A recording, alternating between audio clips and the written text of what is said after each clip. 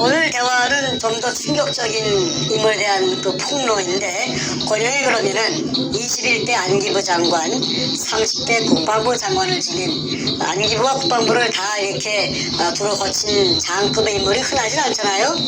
이런 인물이 금독을 대한 제보를 받았는데 그걸로 나라 구한도 쓰지 않고 오히려 문재인에게 딜을 넣어서, 속된 말로 빨대를 꽂아서 이권을 취한 그런 더러운 일을 한 걸로 좀 파악이 됩니다. 충격적인 얘기인데 한번 말씀 들어보면서 제가 질문을 좀 던지겠습니다. 말씀 들어보겠습니다. 예. 제가 그 2013년 3월 28일 날 중국에서 그 방랑생활 도망가가지고 킬라를 부치가 죽이려고 하니까 도굴단들이, 그래서 18개월 방랑자 신세를 마치고 박근혜 대통령이 당선되었기 때문에 제가 그 귀국을 했습니다. 그래가지고 그 당산역 근처에서 그 제 후배를 하나 만났는데, 저를 도와주는 후배가 달고 나온 여자가 한 사람 있는데 그 여자가 북한에서 온 탈북자였습니다. 그리고 그 여자가 특이하게도 39호실이라는데 한 20년 이상을 근무했대요. 그래서 39호실이 뭐 하는 데냐 했더니 아마 그 외화를 벌여가지고 그 통치자금을 마련하는, 그 최고 통치권자의 통치자금을 마련하는 그런 부서라고 합니다. 그러니까 그 여자가 굉장히 머리가 영리하고 그 아주 동작이 빠르고 그 잽싸지요. 소위 얘기하는 북에서 최고 엘리트네요. 예, 그래서 저는 그런 데 관심도 없고 해서 그냥 그 후배가 데리고 온 손님이니까 같이 밥을 한 그릇 먹고 헤어졌는데, 그 여자가 이제 나중에 저를 갖다가 도와주는 이문현동의 금도구를 도와주는, 자기가 자청해서 도와주는, 그 말하자면은 역할을 하겠다. 네네. 어떻게 도와주겠느냐 하니까 박근혜 대통령에게 알려가지고, 이 박근혜 대통령이 아마 모르고 있는 것 같은데, 자기가 그 박근혜 대통령 앞으로 자기 이름으로서 등기 우편을 보내가지고 이렇게 국가적으로 이거는 하지 않으면은 이게 우리 2만 3천 탈북자들이 바로 그냥 뭔가 저게 대통령이 되고 나면은 문재인이가 대통령이 되면은 큰 배를 가지고 그냥 다 싣고 그냥 김정은이한테 강제로 갔다가 북송시킬 그런 위인이다. 20조를 물론 정옥자 교수 20조를 다 알고 하는 말입니다. 그래서 이제 저를 도와주기로 했습니다. 그러던 어느 날 선생님 장관을 하고 2번씩이나 하고, 그 다음에 대단한 사람이 한 사람 있죠. 누군데 했더니 건영애를 덜미깁디다. 그래서 내가 잘 알지. 내가 그분은 나를 몰라도 나는 그분을 이름을 들었기 때문에 잘 알지. 그런데 왜 그래 하니까 그분이 우파고 또 박근혜 대통령 편이니까 그분은 믿을 수가 있으니까 그분을 내가 만나게 할 테니까 좀 만나보시겠습니까? 그런데 그분은 어떻게 당신이 북한에서 온 사람이 만나게 해줄 수 있느냐 했더니, 내가 그분하고는 아주 긴밀한 사이이기 때문에 만나게 해줄 수 있습니다. 그래서 코리아나 어느 날, 그때가 2013년 연말 정도 된다고 기억이 납니다. 코리아나 호텔에 커피숍 2층에 올라가는데 그 오른쪽에 은밀한 대화를 나누는 그런 큰 홀이 있어요. 거기서 이제 만났습니다. 근 장관을. 권영희 장관. 예. 자기 부인하고 같이 왔더라고요. 그래서 이제 인사를 하고 나서, 그래 내가 듣자니까 부산 문현동에 어뢰 공장이 어떻고, 금도굴이 어떻고 하는데 어떻게 된 거요? 저한테 얘기를 좀 해줄 수가 있나요? 그래서 내가 이야기를 하려고 나왔습니다. 해서 한 3시간 동안 얘기를 쭉 했더니 숨도 안 쉬고 숨죽여서 다 듣고 나더니 하는 말이, 내가 다 듣고 나니까 이제 내 눈앞에 가려졌던 안개처럼 짙은 안개가 눈앞에 짙게 드리워져 있었는데 이제 그 짙은 안개가 싹 없어지고 저 멀리까지 잘 보입니다. 정 작가의 이야기를 들으니까 이제 모든 것이 전부 다 이해가 됩니다. 그 모든 것이 무엇입니까? 했더니 내가 그 21대 국정 안기부 장관을 하고 그 다음에 내가 30대 국방부 장관을 했는데 안기부장이 장관 안기부장을 하고. 예, 안기부장. 30대 국방부 장관을 해서 내가 정보가 대한민국 안에서는 비교적 몇 손가락 안에 들어갈 정도로 내가 워낙에 잘 아는 사람인데 요 최근에 근래에 들어서 이상한 이야기들이 많이 들었다. 서너 사람으로부터서 그 얘기가 뭐냐면 이상한 얘기가 뭐냐면은 그 문재인이라는 그 사람에게 어디서 돈이 났는지 돈이 엄청난 돈이 그 사람에게 있다고 그런 말들을 한 각각 다른 서너 군데로부터 들었는데 자기가 생각할 때 이해가 되지 않았다. 너무나 액수가 크기 때문에 그래서 그 어떻게 이상하다 그게 무슨 말일까 항상 가슴에 좀 납등이 매단 것처럼 그걸 하두가 돼갖고 곱씹고 했는데 확인해 볼 길도 없고 야 그게 뭔가 하다가 오늘 이제 정 작가를 만나가지고 얘기를 전모를 다 듣고 나니까 이제 그래서 그 안개가 싹 없어지고 저 멀리까지 보는데 이해가 됐다 이 말이죠. 그러면서 하는 말이 자기 소개를 하더라고. 내가 저 육군 사관학교 내 기억입니다. 17회라 하더라고 17회. 그리고 나이는 1937년생이라 하더라고. 고향은 경주 사람이고 중학교를 은양중학교 경남 울산 옆에 은양중학을 나왔다 하더라고. 그리고 자기 아버지가 그 중학교 선생님을 하셨대요. 그리고 교육자의 자제인데 그래 이제 고등학교를 시골에서 졸업하고 그 다음에 육군 사관학교 17기로 입고해서 육군 중장 3스타 때 그 다음에 그 국방부 차관이 되었고 발탁 김영삼이 들어서자 그 다음에 국방부 차관에서 승진해가지고 국방부 장관 그 다음에 또 안기부장 이렇게 됐는데 자기가 국방부 장관 할 때는 자기 말입니다. 국방부 장관 할 때는 항장엽이라는 그런 북한의 거물을 자기가 안기부장 할 때 그랬다. 항장엽치를 자기가 작업을 해가지고 그걸 한국에 데리고 왔고 그 다음에 국방부 장관 할 때는 하나회를 척결하는 김영삼이의 지시에 따라서 하나회를 싹 없앴다 하대. 그걸 내한테 훈장처럼 말하더라고. 그래서 아이고 대단합니다 했더니 자기가 그 국방부 장관을 할 적에 법무부 장관이 있었는데 법무부 장관이 청와대에 김영삼 시절에 김기춘이라는 그제 사람이 법무부 장관을 했는데 같은 경상도가 돼서 자기하고는 나이는 자기가 좀 많다고 하더라고. 2-3살 많다고 하더라고.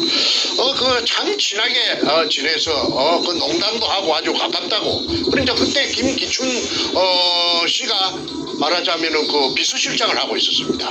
박근혜 정권에 청와대 비서실장을 하고 있습니다.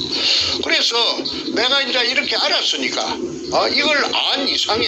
내가 국가에 19살 때부터 국가의 은혜로서 내가 그렇게 높은 벼슬까지 내가 두 분이나 내가 했으니까 나는 국가에서 굉장한 혜택을 많이 받았다. 그러니까 국가에 이제 봉사할 기회가 이제 왔으니 보훈을 할 기회가 왔으니 내가 이 몰랐으면 몰랐지 이걸 안 이상해. 내가 가만히 있으면은 내가 이 사람도 아니다.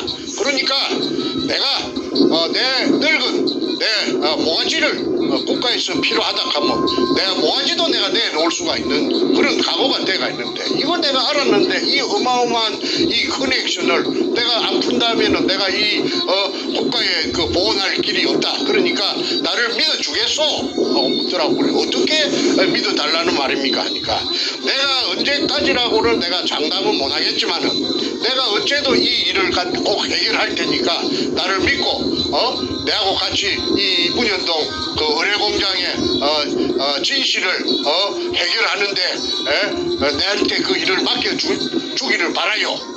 아이 그참 내로서는 그 뭐 물어보나 마나 딱이지 딱. 그리고 든든하기 짝이 없는데 그 장관을 2번씩이나 한 사람을 내가 국민학교 내가 선생 출신이 말이야. 그 만났으니까 그런 분이 자청해서 자기가 해결해 준다니까나 내가 그냥 항공무지로 쏘이다 이래 되는 겁니다.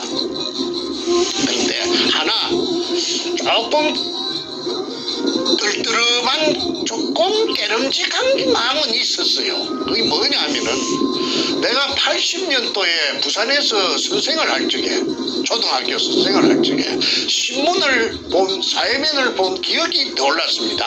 뭐냐면은 아마 그분이 독직 사건으로 뇌물을 받았다고 해서 독직 사건으로 검찰에 불려가서 수사를 받다가 그 화장실에 변기를 깨가지고 그 변기가 독인데 독이 아닙니까 독이 여물지요. 이걸 독기다시 바닥에다가 던져갖고 깼던 어쨌든 뚜껑을 깨가지고 그 뾰족뾰족한 날카로운 걸 가지고 날카로운 그 뾰족한 그걸 가지고 배를 그었다는 사실입니다. 그러면은 그래가지고 이제 병원에 실려가고 소동이 났다는 것을 제가 신문 기사를 통해서 알았습니다. 그때는 느낀 소감이 기억이 났는데 아이고 쑤시려 하면은 팍 쑤시갖고 창자가 좀 티 나오도록 저 외놈들 같이 할복을 하려면은 그래가지고 그 창자가 티 나오고 뭐 죽든지 살든지 그냥 그래 하지 그 띠만 표피만 피하만 살짝 금이 가갖고 긁어가지고 피가 나왔다 하는 그걸 나는 일컬었어. 내가 혼자 말로 그 당시에 중얼거리고로 아이고 아야 사건이네 아야 긁으니까 그 띠만 뺏기지니까 아야 아프지 아야지 그걸 하면 푹 좀 쑤시었던지 내가 그 생각한 게 떠올라서 그걸 좀 깨끗했습니다. 그 쇼라고 나는 그 당시에 내가 그 쇼라고 생각했거든요. 권영이라는 사람의 인격이 뭔가 쇼맨십이 있는. 아니 그래서 그 아니야 그게 또 거의 딱 떠오르더라고. 그래서 야 저 사람 믿어도 되나 싶거든. 어쨌든 간에 내가 뭐 지푸라기 잡는 심정이니까 그래서 그러면 이제 다음날 또 만나자. 또 며칠 동안 연구부 만나서 내한테 세 가지를 주문하더라고. 세 가지를 조건을 옵션을 세 가지를 걸더라고. 뭐냐면 하나는 첫째 교회에 나오라. 교회는 어느 교회냐 하면은 용산 우체국 뒤에 있는 그 국방부 후문에 있는 국군중앙교회에 자기가 장로인데 그게 나오는 조건이다. 주일마다 주일에는 마차 나오는 한 번도 빠지면 안 된다. 그리고 11시부터서 예배가 시작되는 그 예배에 이제 나오라. 교회를 왜 나오라는 거예요? 나오라 하는 것은 조건은 그래 왜 교회에 셌는데 교회가 제가 일산서부터 거기까지 먼 길을 와야 됩니까? 내가 물었더니 그게 나와야 일주일마다 정보를 서로가 진행된 사항에 대해서 정보를 교환할 것이 아니냐. 그 말이 맞지요. 정기적으로 접촉을 하자. 그렇죠. 교회에서. 그렇죠. 네네네. 그래서 그거는 내가 거부할 마음이 없죠. 그거 더 고맙지요. 그래서 내가 나가기로 지키기로 했고 두 번째는 뭐냐 하면은 이 사건 자체가 대한민국을 죽이고 살리고 하는 사건이 될 것 같은데 자기가 번뜩 생각해 볼 적에 이 대한민국을 이걸 까딱 잘못하면 죽이는데 대한민국을 죽으면 안 되니까 살려야 되니까 자기가 이 일에 전력 투구를 해야 되는데 만약에 이 시간 이후에 딴 데 또 발설을 해가지고 2중 3중으로 발설을 해가지고 그물을 친다면은 그 말이 돌아서 자기 귀에 들어오면은 자기는 그 즉시 손을 뗄 것이다. 아무리 뭐 좋은 해결책이 있어도 딱 손을 뗄 테니까 절대 딴 데 그물 치지 말아라. 의장을 하고만 또 자기하고만 독점적으로 대화해라. 대화해라. 자, 거기까지가 두 번째 조건이었고 세 번째 조건은 뭐였나요? 세 번째는 6월입니다. 6월. 절대 금 이야기는 어떤 경우에도 그 말은 골드란 말은 입 밖에도 내지 말아라. 그 올드란 말을 갖다가 입 밖에서 정작가 입에서 나왔다고 인정되면 제 손 뗀다. 내가 손 뗀다. 그러면 어떻게 해야 됩니까? 하니까 금 이야기는 하지 말고 요걸 이야기만 해라. 요걸 이야기만 해라. 그 이유는 묻지를 마라. 요걸 이야기만 하지 금 이야기는 절대 하지 말아라. 이런 거 하니까 뭐 금 얘기하면은 금을 쫓는다는 오해를 받고 그러니까 어떤 유해에 대한 어떤 그런 그 공익적인 얘기만 해라. 그런 뜻이 아니었을까요? 그래서 내가 이제 해석하기로 내가 그 사람이 이제 금을 탐이 나서 정충제를 도와주고 그 다음에 의뢰공장 찾는 일에 한다 하는 그 세상으로부터서 어떤 비웃음을 살까 싶어서 그런가 나는 그렇게 해석을 했습니다. 금 이야기는 하지 마라. 그거는 또 어찌 보면 당연하다고 할 수가 있죠. 이해했습니다. 한 번도 안 나왔으니까 한국 사회에서 금이 나온 적이 없거든.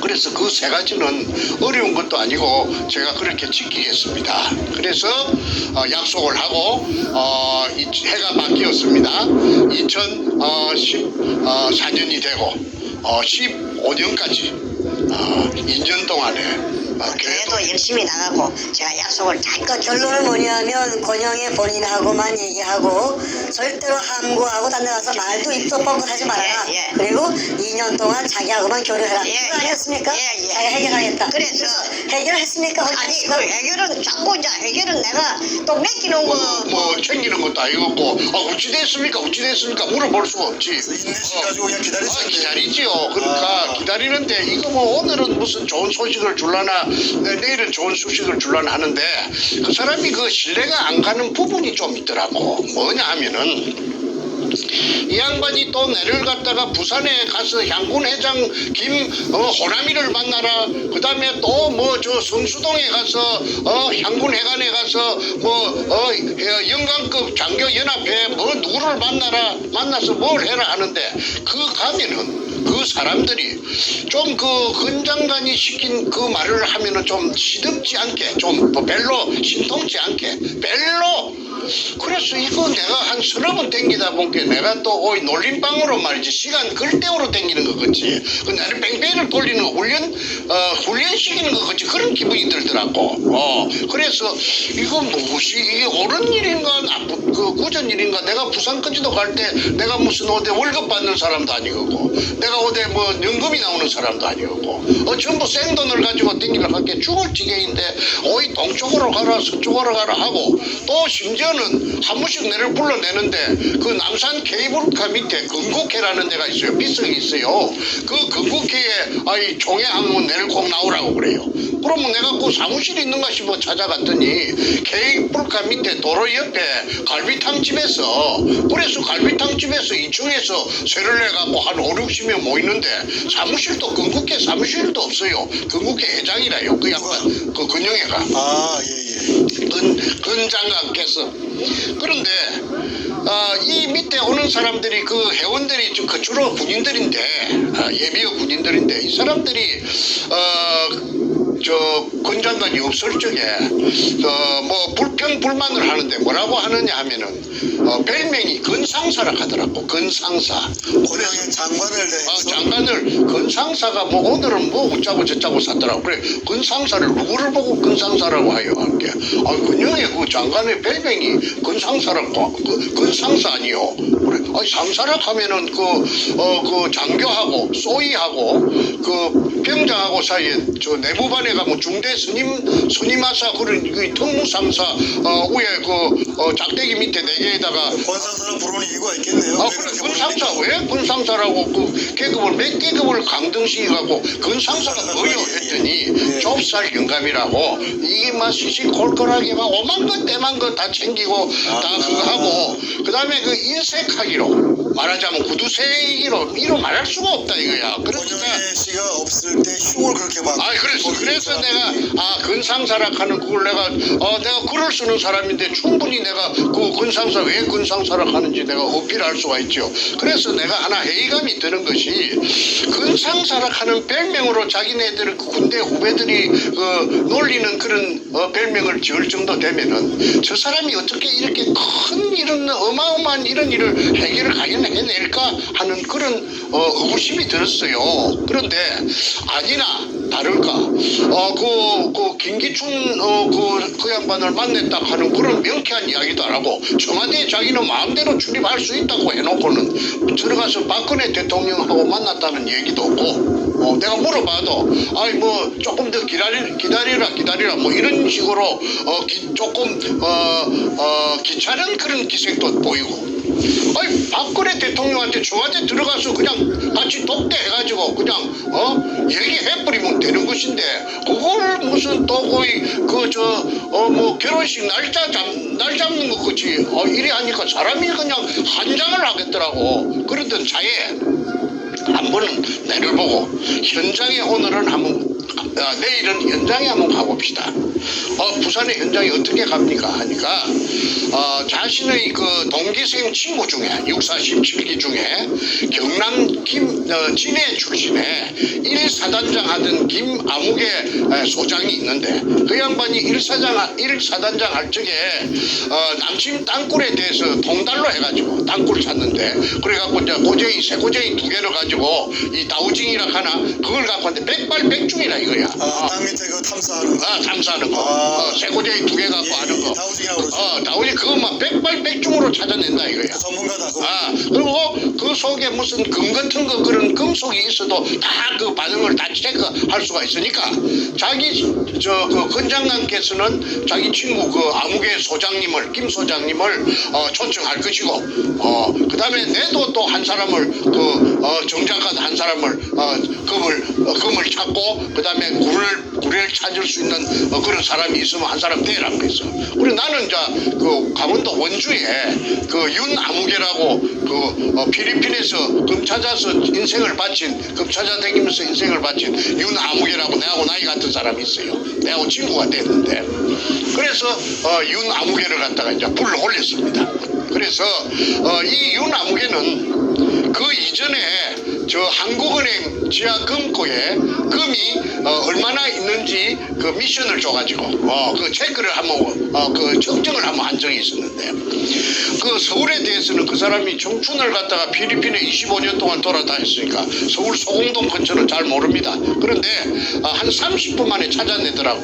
그 미독 신세계 백화점 앞에 그 조형물이 있는 동상같이 조형물이 있는 분수대가 있는데 그 밑이 저 한국은행의 그 금창고라 지하 몇 메다가 그 금창고인데 거기서 금의 양은 지하 몇 메다 그걸 내가 잊어버렸는데 지하 몇 메다 지점에 금이 요게 한국은행 그러니까 그게 한국은행 금창고인데 보유금이 한 15톤 정도 체크되네요 이렇게 하더라고. 그러니까 그때 그 한국은행에 근무한 적이 있는 그 아주 높은 간부가 한 사람 그 옆에 있었는데 이 감봉을 한 적이 있습니다. 어이구 명도네 바로 명도네 어떻게 그렇게 기가 차게 알아맞히느냐. 그래서 내가 이제 그 자료 중에 윤아무개 그분도 소위 다우징 기술 같은 거에 능통한 다우징 아니에요. 다우징은 아니고 다우징 아니고 일본 옛날에 그 왕실에서 그 금을 재놨던 그 창고 속에 금이 가득 들어가 있지 않습니까? 그 금을 갖다가 일일이 빼갖고 무게를 달라가면은 그것만 해도 막 어마어마한 일이기 때문에 금이 양하고 그 금이 그대로 온전하게 있는가를 측정하는 기계가 있대요. 그 왕실에서 내려 그 기계를 이 사람이 어떻게 벤치마킹을 해가지고 자기가 보완을 해가지고 백발백중이라고 장담을 지형에 있는 금을 위치와 양을 확인할 수 있는 그런 기술을 그 기구가 있어요. 자기만이 시험상 시켜보니까 백발백중. 아니 그래서 지금 이제 그래서 주요 국가별 금 보유량 2010년 6월달에 나온 통계치가 여기 있는데 이게 보니까 국가의 금 보유량이 한국의 금 보유량은 한국은행 그 아까 말한 신세계 백화점 밑에 그 분수대 밑에 그게 있다고 했지 않습니까? 그게 있는 게 맞아요. 그런데 그게가 15톤이라고 했는데 여기 찍기가 있는 거는 14.4톤이라고 요 맨 밑에 요 찍기가 정확하게 지키네요 완전. 바로 그냥 기가 막힌 지경이죠. 제가 화면을 잠깐 보여주겠습니다. 야 그렇군요. 잠깐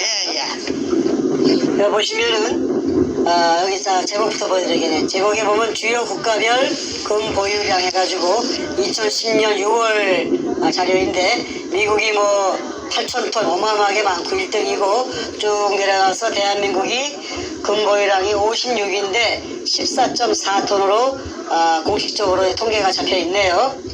근데 그분이 말씀하신 15톤 집었으니 정확하게 그래서 의심을 더 이상 그 사람의 실력에 대해서 이야. 의심을 할 수 있는 그게 조건이 아무것도 없지요. 그래서 이제 윤을 불러들이서 가지고 그 군인 출신 그 권영애 씨의 군인 출신 그 다우징 전문가 한 분하고 바로 이 윤아무개하고 두 명을 데리고 현장을 갔다. 예예. 됐습니다.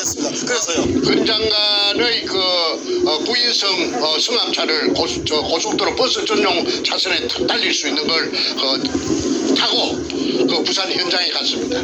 가서 이제 두 사람이 이제 그 현장에 피가 부슬부슬 오는데 그 육군 소장 군 장관의 친구하고 그다음에 이 원주에서 온 그 윤하고 둘이서 이제 금시초문으로 만났던 것입니다. 그 사람들도 아는 사이가 전혀 없지요. 그런데 둘이가 딱 일치가 되는 것입니다. 여기서 저기까지 약 50m가 되는데 그 지하 몇 메다 지점에 공간 반응이 나오고 그 이제 밑에 공간 반응이 나오는 그게 어마어마한 공간 반응이 나는 그게 의뢰공장입니다.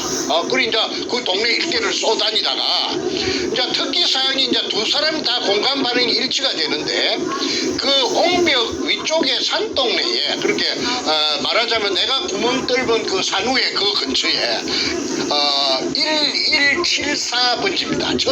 1174번지입니다. 박상조라는 그 사람의 집이 약 40평이 있었어요. 그 집 밑에서 금 반응을 300톤을 체크했습니다. 300톤.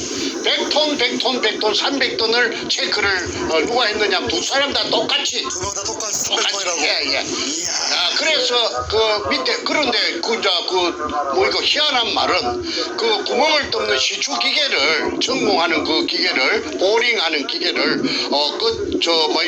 동원해서 이게 내가 자기가 파악하는 그 위치에다 구멍을 뚫으면은 금을 이렇게 찍었어. 그 무디기에 바로 그 기계가 좁히단기 들어가서 찍었어. 그 금가루가 묻어 올라온다 카대. 묻어 올리겠다고 자신하는데 그렇게 그 아까 소장도 일치되고 그다음에 원주에서 온 이 필리핀 이것도 일치가 되고 이러니까 기분이 좋다고 그날 의뢰공장 찾는 것도 확인했고 그다음에 금도 300톤이 나오니까 그 아까 건상사라고 불리는 그 건장관께서 돌아오는 차속에서 기분이 좋은지 그 봉투를 갖다가 하나서 그 잡아내갖고 갈라주더라고. 그게 이제 그 문현동 일대 중에서 한 특정 부분에만 300톤이라는 얘기죠? 그렇죠. 그게 1174번지인데 그게 이제 도굴단이 만든 그 지도 의뢰공장 내부 도면에 보면 금이 있다고 표시가 되어 있습니다. 백준엄이가 그 금을 거기가 지하는 공장이죠. 지하 1공장.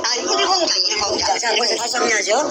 대한민국 국가가 보유한 금이 아까 얘기한 14점 몇 톤이고 14.4톤. 기껏해야 15톤이 맥시멈인데 문현도 15톤이라고 했죠. 그렇죠. 문현도 일대 중에서도 거기 특정 주소지 밑에 있는 것만 300톤이 있다고 두 명의 서로 모르는 각각의 전문가가 동시에 확인한 300톤이다.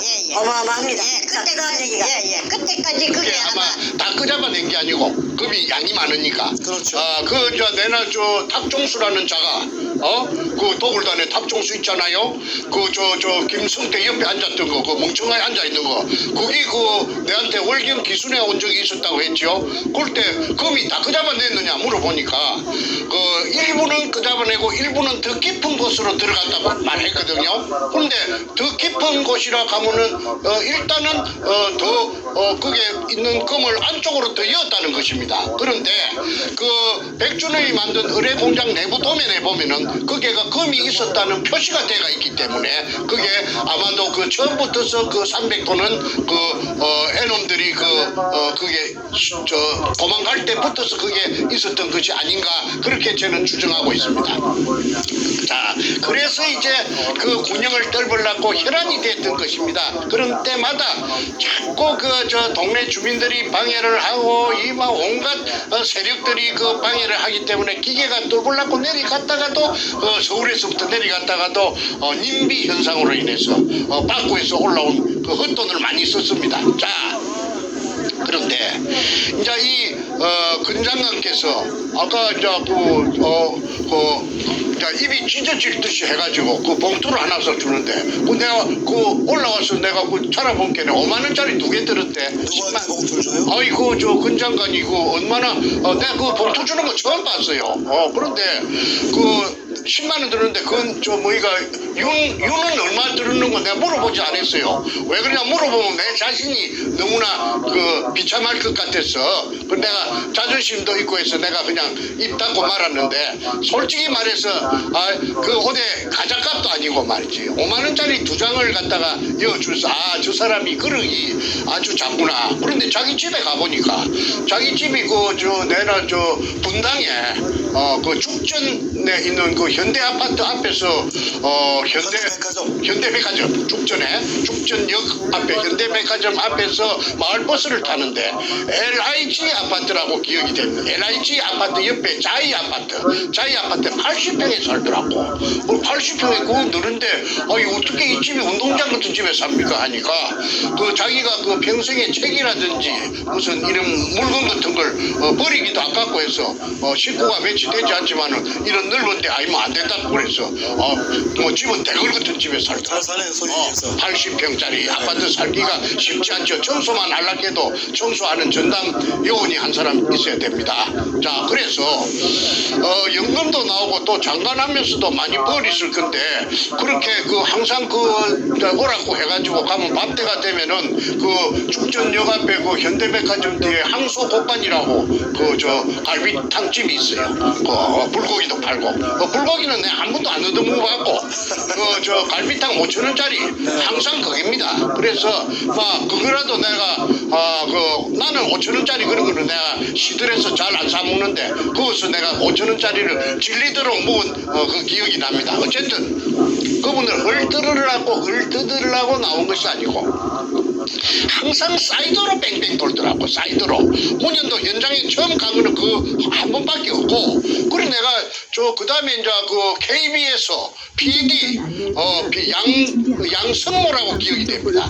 키가 좀 우리 큰 게 이걸 어떻게 해가지고 양성모죠. 양성모 PD를 이 젊은 사람을 갖다가 어떻게 해가지고 이 사람 데리고 저 중국의 해남도에 가고 갔다 오고 프로를 찍고 그랬었더라고. 그래서 왜 해남도를 부산 문현동을 놔주고 해남도는 하이난성. 하이난섬. 해남섬에 산 알았는데 그게 옛날 외정 때 우리 한국의 핵무소에 있는 교도소지요 있는 제수들이 애놈들이 거기에 가서 노력 봉사를 예를 들어 6개월 하면은 너그 자녀 형기를 삭감해 주겠다고 이래갖고 자원서를 받아갖고 수많은 한국의 제수들을 인적 자원이 부족하니까 해군기지 공사하는데 싣고 갔어요. 그게 가서 해방이 되자 돌려보내야 됨에도 불구하고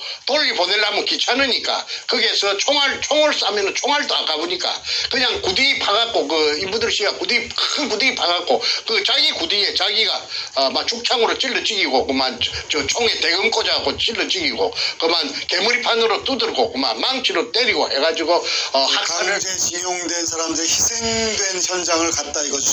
그래서 그게 고구마밭에 말을 갔다 온 이야기를 그래야 돼. 고구마밭에 고구마가 무성한데 흙을 구두발로 가지고 뿌리를 가지고 흙을 한 10cm만 덕덕 걷으면은 탁 발에 밟히는데 그게 두개골이라 두개골.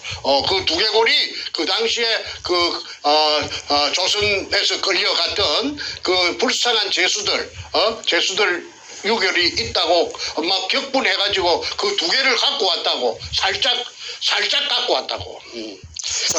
그래서 항상 그렇게 내하고 문현동하고 무슨 해남도하고 상관이 있으며 요걸 하고 요걸 전개가 지금 규명을 해야 되겠는데 해남도 요거를 갖다가 물론 그것도 중요한데 자꾸 바깥으로 돌더라고. 정리 한번 하겠습니다. 지금까지 말씀을 쭉 들어보면은 권영애 씨한테 모든 정보를 주었고 그분도 자신하고만 독점적으로 이 일을 추진하자고 얘기했고 그런데 그 한 2년 3년 터울 시간 동안에 아무것도 한 게 없다. 단 현장에 가서 300톤 있는 거 확인까지만 해서 그렇지. 너무 좋아했고 그렇지. 그리고 뭐 중국 가서 뭐 그 피해당한 저 징용자들 현장만 갔다 오는 걸 하고 이 사건을 가지고 김기춘 당시 실장이나 박 대통령에게 뭐 얘기했다든가 그런 것도 전혀 없이 그냥 시간만 허비한 거네. 그렇지. 그래서 그러던 차에 이거 무엇이 또 자꾸 이제 만나는 빈도가 그 조금씩 이제 어디 외국에 간다고 해가지고 또 몇 달씩 갔다 오고 하다 보니까 핫바지 방구 새듣기 조금씩 희미해집니다. 그러던 차에 그 2015년 연말입니다. 그 제가 기가 막힌 또 어떤 사건이 발생합니다. 그거는 제가 오형제 중에 장남인데 제 그 전부 남자만 다섯인데 그 둘째하고 넷째 내 밑에 하고 넷째하고 둘이서 그 도굴단에 따라갔던 것입니다.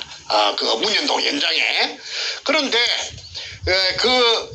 둘째 보고 이제 우리가 세월이 가니까 우리가 팽당했다. 이용만 그때 그 문현동 금도굴 현장에 서너 달 있었던 것은 저 도굴단한테 내가 우리가 지금 와서 생각하니까 쟤들이 막 벤츠 S600을 타고 난리를 지고 부산에서 잘 살고 그냥 귀족이 돼가지고 그냥 번쩍번쩍한 차를 타고 다니는 거 부산 바닥이 좁으니까 알지요. 야 저거 어떻게 해야 되겠나. 그러자 정옥자 교수의 20조도 알게 되고 하니까 내한테도 오지도 못하고 행정안끼리도 이간을 시켜놓으니까 그래서 자기는 둘째하고 넷째가 상의하기를 우리가 이 세상에 알리자. 그러면 어떻게 해야 되느냐면 문재인이 그 사무실이 사상에 있는데 국회의원 사무실이 거기에 들어가서 사건을 하나 일으키자. 그게 뭐냐면 그 문재인이 사무실의 신나통 사건입니다.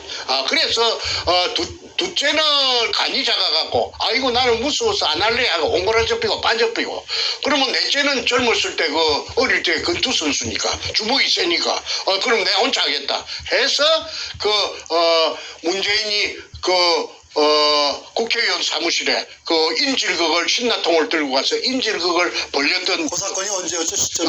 2015년 12월 30일이라고 기억이 됩니다. 네네, 알겠습니다. 예. 그래서 그때 내한테 전화가 왔더라고. 이제 그날 막 뉴스에 오전 10시부터서 밤 12시 자정까지 온 한국에 있는 공중파든지 종편이든지 무엇이든지 전부 방송국이라 하는 방송국은 전부 다 이것만 취급했습니다. 부산 문현동 이것만 다 정규 방송 중단하고 부산 문현동이 아니고 사상에 그 문재인이 사무실에 그 신나통 인질거 이것만 계속해서 들었습니다. 근데 12시 자정이 지나니까 약속이나 한 것처럼 딱 전부 다 올 수도 없대 있고 모든 방송. 누가 조정했지요. 누가 조정을 작동을 했죠. 그러네요. 그래서 이제 그래서 그나마 그래도 사건이 벌어진 10시부터서 자정까지 14시간 동안 도배를 하듯이 온 한국에 모욕을 하듯이 했기 때문에 세상이 그때 문현동 금도굴이 최초로 알려지게 된 것입니다. 알겠습니다. 그 사람들이 믿든지 말든지 그거는 뭐 안 믿든지 간에 최초로 알려진 겁니다. 자, 그때 내한테 뜻밖의 전화를 했더라고. 권 장관이 그 정 작가 동생이 맞소? 내하고 좀 닮았는 모양이라. 그래서 네 맞습니다 하니까 그걸로서 건장한하고 저하고는 말하자면은 사연하라 종친 것입니다. 그 다음에 내가 전화 걸 이유도 없고 그 사람도 전화 안 오니까 끝난 거 아닙니까? 그런데 내 마음속에는 굉장히 괘씸하지요. 아이고 정보만 쏙 빼갖고 가서 말이야. 뭐 핫바지 방구 새듣기 말이야. 그거 뭐 장난치는 것도 아니고 그렇다고 내가 맡기는 거 달라 하는 식으로 서로가 계약이 있었던 것도 아니고 내가 항의할 수도 없고 그래서 좋은 멜론과 더 좋은 멜론 무엇이 다른 걸까요? 춘천 소양강 멜론은 일반 멜론과 달리 껍질까지 달콤함이 가득합니다. 춘천에서 식탁까지 소양강이 흐릅니다.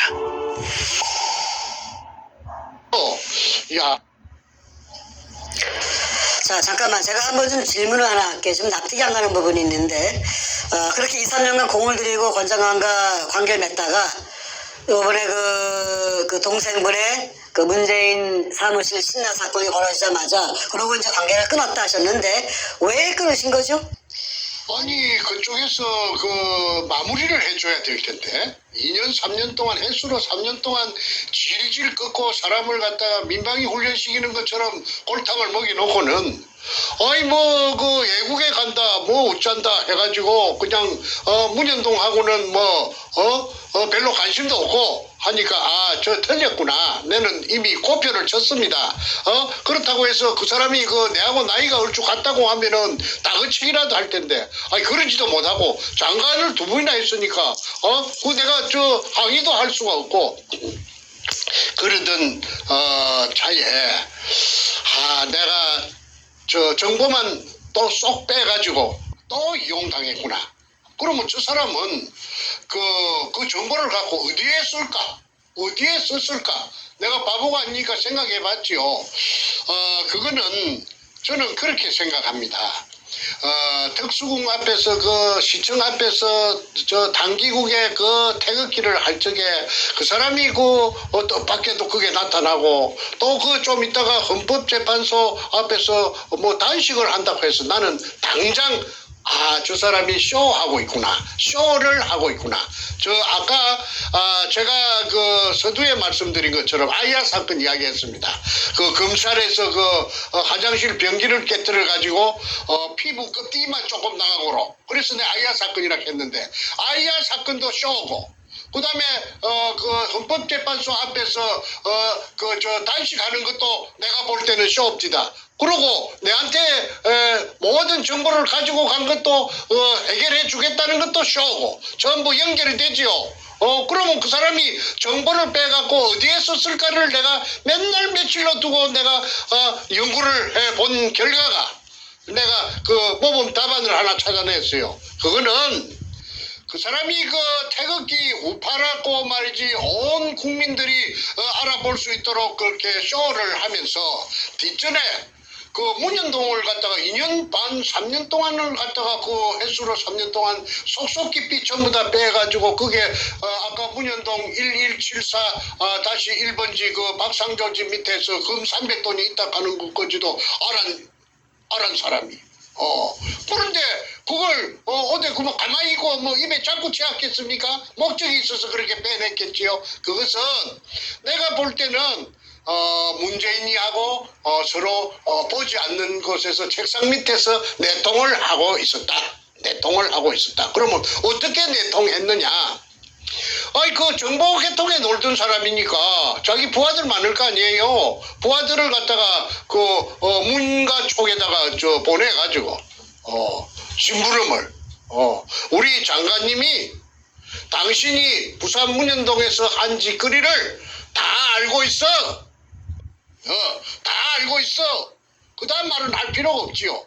다 알고 있어. 그 다음 말은 생략인데 점점점인데 그걸 굳이 표현을 한다면은 점점점을 지우고 표현을 한다면은 너 죽을래?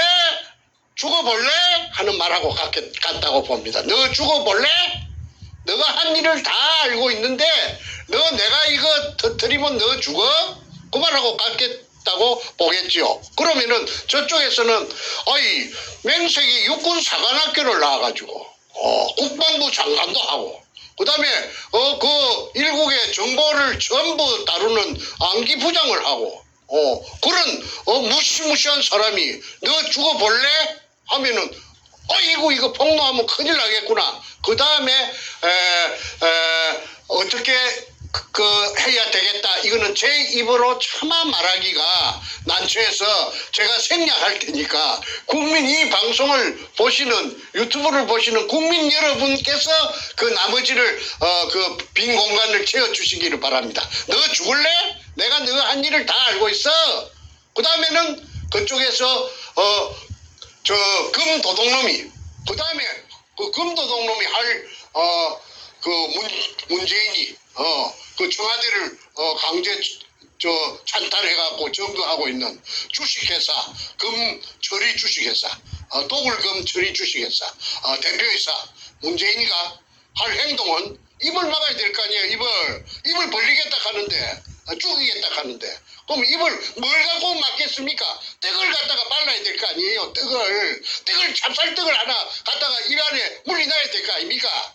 그래서 그 찹쌀떡이 뭔가는 여러분들이 방송 들으시는 분들께서 국민이니까 판단하시고 그 다음에 제가 그 헌법재판소 앞에서 그 내가 전부 다 나를 찾아보시오. 내가 이 나이가 이리 노구해도 내가 국가와 민족을 이렇게 사랑하기 때문에 내가 이렇게 죽을 수도 있는 단식을 이렇게 하고 있지 않소. 그 쇼고 그 다음에 그 문현동에 대해서 박사학위 논문을 쓸 정도로 전부 다 알맹이를 쏙 빼갖고 갔으면 그걸 갖다가 왜 태극기 집회 때 안 떠들었나 이 말이야. 그걸 떠들었으면은 그때 이 나라가 말이야 바로 잡히고 저 박근혜 대통령 저 감옥에 가지도 않고 말이야. 저 이 나라가 바로 뭔가 저기 그때 정체가 드러났기 때문에 저 작살날 뻔일 거 아니야 말이야. 그다음에 그 청와대 주사파들이 정리하지도 못하고 전부 다 맞아 죽었을 거 아니냐 이 말이야. 그런데 그때 입 쳐닫고 말이야. 그 다음에 쇼만 하고 말이야. 그래서 내가 쇼라고 하는 거라. 쇼의 달인이라고 지난 6월 12일 날 2018년 6월 12일 날 미국에 오기 직전에 그 인천공항에서 시간이 좀 남았어. 그거 3% 찍었어요. 뭐라고 찍었느냐면 종교 깡패라고 찍었어요. 종교 깡패라고 근영애 그 다음에 또 하나 더 있어요. 경실련 만든 그 진짜 야가 빠진 깡패 그 있죠. 그 인상도 고약한 거 서경석이라는 그자는 이 방송을 하니까 그 고작 내한테 항의한다는 것이 뻥이야 하고 SNS에다가 내가 방송한 것이 뻥이라고 그러는데 자 그런데 6월 15일 종교 깡패라고 내가 근영애를 1차 내가 그 정체를 내가 폭로하니까 그 이후에 이 사람도 창피한 건 알았는지 그 이후에 공식 석상에 보이질 않는 거야. 그거는 뭘 의미하느냐? 그 자기의 그 가장 지부를 정충계가 어디 그 책을 쓰는 사람인데 무시무시한 책만 썼는데 그 내가 겁을 내겠어? 그러니까 이 분께서도 내가 지금도 늦지 않았으니까 지금이라도 자신이 내가 오해를 하고 있다면은 저 공식적인 그 매체에 나타나서 유튜브도 좋다고 나타나서 그 문현동 그때 취득한 정보를 내가 그 문가한테 공갈로 쳐서 좀 빼먹었다. 국민 앞에 섰고 대지하기를 내가 간절히 바라고 그 다음에 나는 가짜 태극기였다. 공개를 하는 것이 위장한 가짜 태극기였다. 그리고 반문연대고 나는 글로벌리스트다. 한국의 국정원장들은 거의 다 글로벌리스트라 하대. 이걸로서 오늘 방송은 제가 할 말은 다 했습니다. 나머지는 세월이 가면은 그 아까 찹쌀떡을 먹었는지 찹쌀모찌를 먹었는지 호떡을 먹었는지 나타날 겁니다. 오늘 메시지의 제목이 다시 한번 상기시켜드리면 금독을 정보로 문재인에게 빨대를 꽂은 권영애의 더러운 정체입니다. 제목에 모든 것이 다 담겨있고 지금 장시간 말씀하시면서 모든 내용이 다 공개가 됐는데 우리가 알고 있는 권영애는 옛날 안기부장 권영애도 있고 국방부장 권영애도 있지만 가장 최근 2년 동안에는 탄기국의 권영애로 많이 알려져 있었고 아까 말씀하신 대로 탄기국 그 끝단에 마무리될 때쯤에 아주 그 명예롭게 퇴장하는 그런 신용을 하면서 소위 단식 쇼를 벌였습니다. 뭣도 모르 아무 영문을 모르는 대부분의 태극기 국민들은 야 권영애 장군이 저렇게 애국자구나 라고 이제 오해를 하게끔 아주 멋들어진 연극을 한 사람인데 오늘 말씀 들어보니까 그 모든 것 정말 쇼의 극치였습니다. 옛날에 우리 정선생님께서 조원진에게 이걸 제보했었었고 또 홍준표에게 류호의 의원 통해서 제보했지만 조원진도 홍준표도 입 딱 다물고 아무것도 안 했습니다. 자기 말로는 문재인 끌어내리고 대한민국 정상화시키는 보수 태극기에 앞장선 그 리더라고 그러면서 조원진도 홍준표도 입을 다물었습니다. 권영애는 설상가상으로 모든 정보 다 뽑아가고 시간 2, 3년간 낭비시키게 만들고 그러고 나서 연이어서 지난 2년 동안에 이 사태 동안에 탄기국의 어른으로 행세하면서 입 딱 다물고 정선생 말씀대로 문제에 향해서는 한마디도 안 했습니다. 정말로 육두문자 튀어나오는 인간입니다. 자신의 진심이 있다면은 거기서 문현동 금독을 떠들었으면은 내가 그 사람을 정체를 갖다가 이렇게 그 나이 연세도 많으신데 내가 공격할 이유가 없지요. 싹 빼갖고 와서 자기 장사해버리는 거야. 자기 이속만 챙기는 거야. 참 그게 현실입니다. 가슴이 먹먹해집니다. 이 사건을 다루면서 저희가 공개적으로 작년 6월 1일부터 횟수를 넘기고 7개월, 8개월째 이걸 하고 있는데 몇 번 반복되는 그 이름들이 나오는 동안에 뭐 여상규라든가 오늘 권영이라든가 이렇게 대한민국에서 알만한 그리고 정체성으로 볼 때는 소위 보수 우파로 분류되는 인물들이 대한민국 국민들의 눈 가리고 아웅식의 쇼를 하면서 문재인을 끌어내는 그 역할이 아닌 거꾸로 문재인의 비호 세력으로 공존공생, 금도둑과 함께 공존공생. 그런 그 국민들을 속이는 인물로서 계속해서 활동을 해온 것을 보면서 정말로 경악을 금치 못합니다. 자, 권영애는 이렇게 금독을 정보로서 국가를 살리는데 그 정보와 자신의 인맥과 또 대한민국 내에서 알아주는 그러한 그 경험을 가진 인물인데 그렇게 좋은 데 쓰지 않고 오히려 문재인을 협박해서 그 금 재물을 나눠 먹게 하는 소위 얘기하는 빨대 꽂기를 하고 자신은 그 와중에 국민들 눈물 뚝뚝 흘리면서 태극기 집회하는데 가짜 태극기 행세하고 문재인을 오히려 막아주고 도와주는 문재인 비호 세력으로 활동을 하였습니다. 그리고 자신은 마지막에 멋지게 퇴장하기 위해서 탄기국 말기에 단식쇼로 이 상황에서 슬로우에 빠져버리고 이제 더 이상 나오지 않습니다. 나올 이유도 없죠. 나올 이유도 없고 본래 연극은 잘합니다. 나올 이유도 없고 나와봤자 오히려 본전도 못 건지니까. 자, 여러분 오늘 메시지 여기서 마무리를 지어야겠습니다. 정말로 문재인과 권영애가 둘이 밀실에서 만나서 어떠한 딜을 했는지 지금 우리는 알 수가 없습니다. 그러나 지금까지 보여진 모든 정황적 근거에서 사건은 정황적 근거에 대한 추적으로 시작하는 거 아닙니까? 이 모든 정황적 근거에서 권영애는 자신의 정체성으로 볼 때는 문재인을 끌어내기 위해서 앞장서온 인물인데 대놓고 그런데 이 모든 정보 문재인을 박살내신 정보를 가지고 오히려 입을 다물고 조용히 어디로 사놨다. 무슨 말을 들었겠습니까? 국민 여러분께서 마지막 판단에 빈칸은 채워주시기 바랍니다.